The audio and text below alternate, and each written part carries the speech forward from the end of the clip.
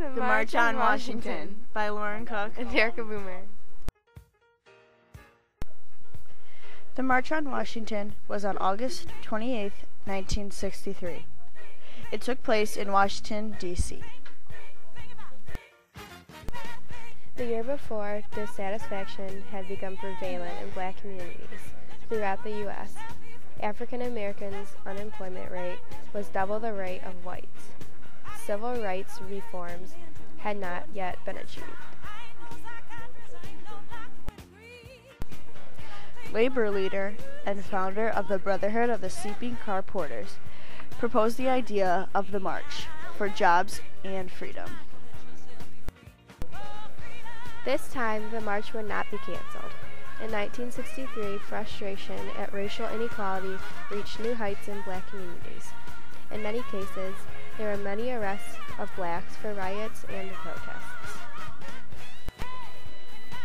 In Danville, Virginia, police assaulted demonstrators with nightsticks and fire hoses. In Savannah, Georgia, tear gas was used against demonstrators. By the end of the year, 20,000 activists had been arrested and over 900 demonstrations had taken place in over 100 cities. Now for planning the march.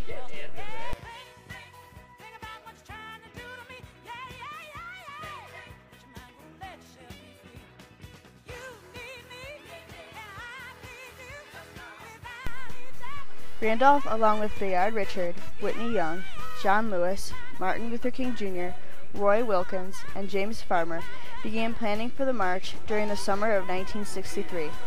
They decided that the marchers would march in support of jobs, freedom, and John F. Kennedy's civil rights legislation.